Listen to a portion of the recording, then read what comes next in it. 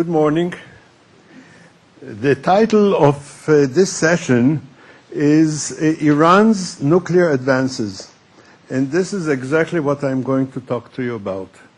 This will be based mostly on the IAEA report, of the 8th of this month, and nothing much else, because the IAEA reports are comprehensive and probably contain the base data on which we can base and make any assumptions as to the future. However, there are possibly, and the IAEA says it quite often, there are possibly sites, activities, and materials which are undeclared, concealed, and about which we know almost nothing. So we have to take that into account, but we don't know much about it. What are the activities ongoing in Iran?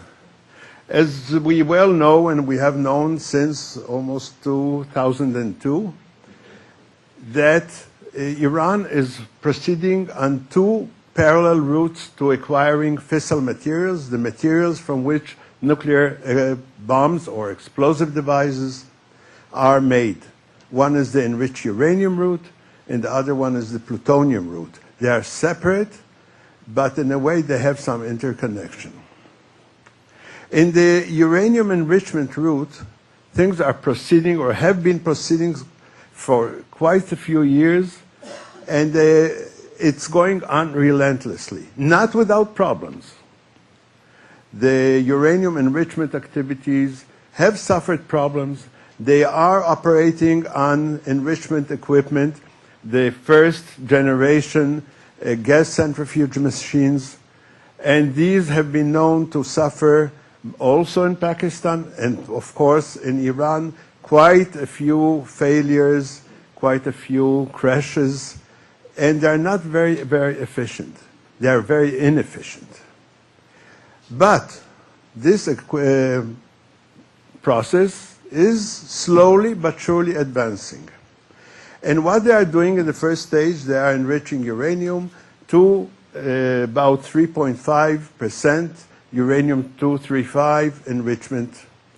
And they have begun enriching some of this 3.5% to 20%.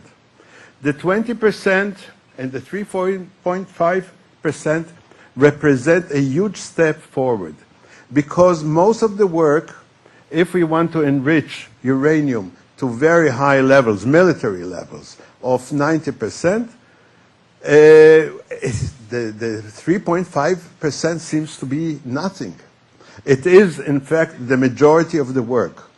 About 70 or 75% of the work in enriching uranium to 90% has been done in enriching it to 3.5%. If they enrich uranium to 20%, they have done between 90 and 95% of the work. They are just a stone's throw away from the high enriched uranium which they need. But they are not proceeding beyond 20% because that's a limit which is defined in a way by the international community in general and the IAEA in particular as low enriched uranium which has no military applications. But it's still a very short ways of 90%.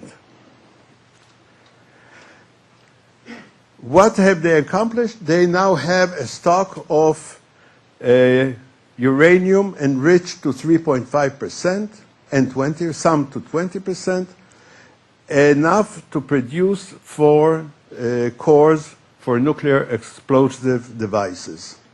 These 4 cores, I maintain, you can argue about it, are the minimum sufficient for a country should it want to develop nuclear weapons. Why is that?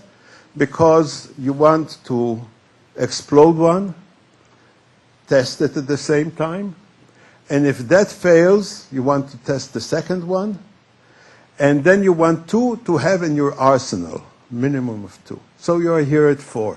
Why test the second one? Because experience has shown in history that many times the first one failed. So they want to have the second one ready for this. But now we come, this was the first part, and as all military things go, there are three parts to military nuclear development. The first part is enriching the uranium or producing the fissile materials. The second part is the weaponization. And the third part is packaging it into a warhead, either a bomb or missile warhead or whatever. The weaponization activities were little known, but they were known. So they were known and they were written up by the IAEA already long ago. They were concealed or somehow packaged into a few remaining questions. But the few remaining questions of a few years ago were really the crux of the matter, because they were the weaponization questions. And should Iran have given good answers, if it were possible, to these questions, probably the previous Director General, Dr. El-Baradei, would have said, okay, the Iranian file is closed.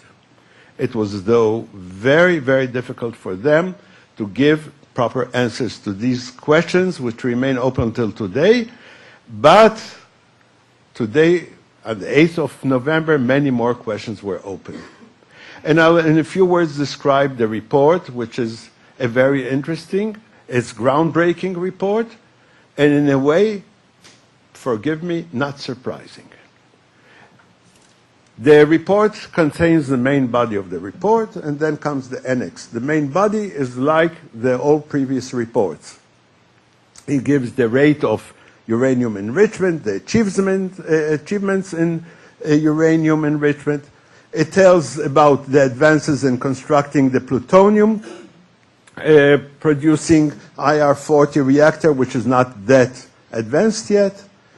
And then comes the annex. The annex is divided into three parts. The first part gives history. The second part is a very important part because it presents the validity of the assessments which come in the third part. It shows that the sources are many and varied and verified. And this is a very important point, because Iran, as expected, immediately came up and said these are forgeries. It's the whole annex is based on forgeries. But it is not, because it is based on intelligence, it is based on open source information, and it is based on information supplied by the Iranians themselves, unwittingly. And then we come to the third part, the part that details 11 topics of the weaponization, 9 of weaponization, 1 of underground testing, and 1 of missile warhead construction. I will not go into the details. The topics detailed there are very, very interesting. They are technical in nature. Each one of them deals with a separate topic, and all in all, everything, the package together shows that the Iranians, without any doubt, have been working and are working on the development of a nuclear weapon and a nuclear warhead for missile deployment. And this is, of course, a game changer. I think that everyone who was following this topic in recent years was not very surprised. I would say that there are some countries who knew very well what was going on, but they preferred not to acknowledge it.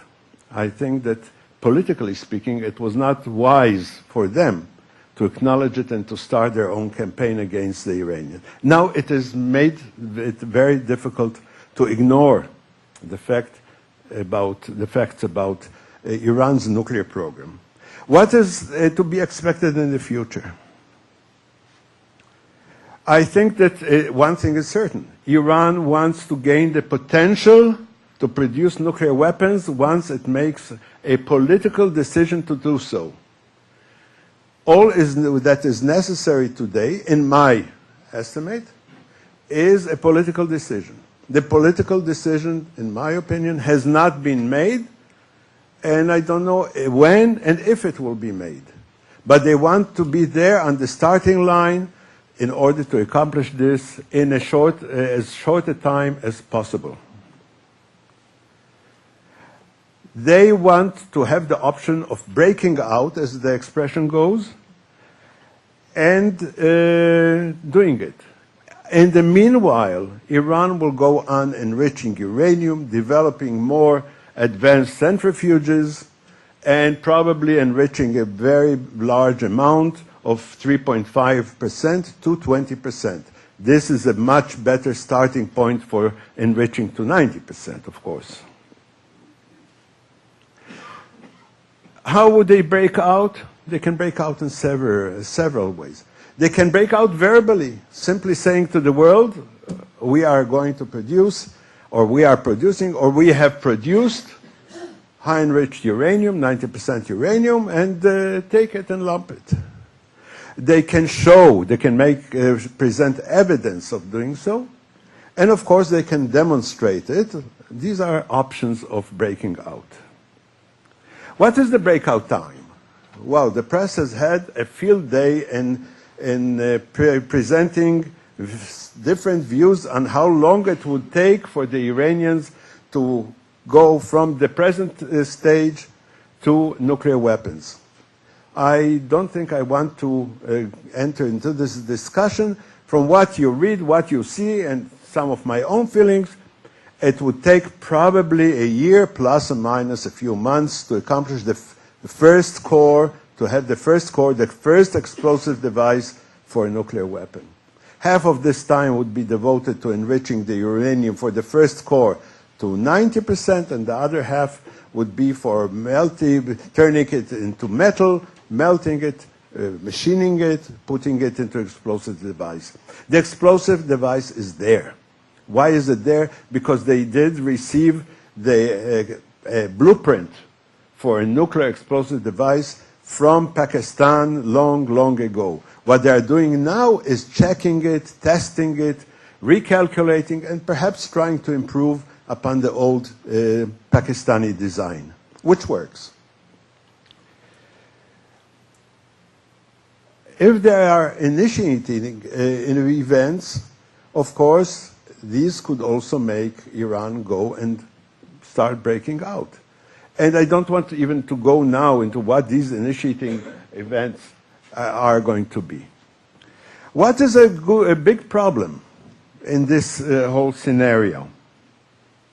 The big problem is, would we know about it if Iran decided to break out and not tell anyone and not demonstrate? Iran could do it. Iran could do it in a way because the inspectors are not present there 24 hours a day, 7 days a week, etc.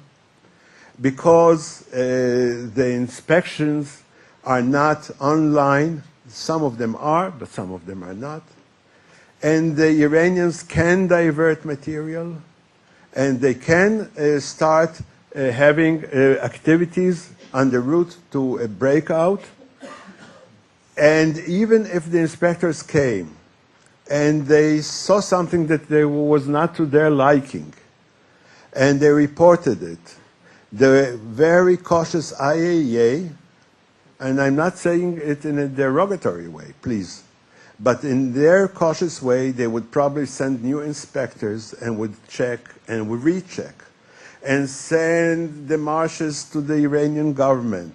And a political and a diplomatic process would go on. And meanwhile, the Iranians could accomplish a lot. This is probably the way the Iranians would break out, unless they wanted to break out very vocally and show the world that we are doing it. I can go on and talking not about the technical matters, but I think that what we have to realize that the chances of stopping Iran are not great at this time.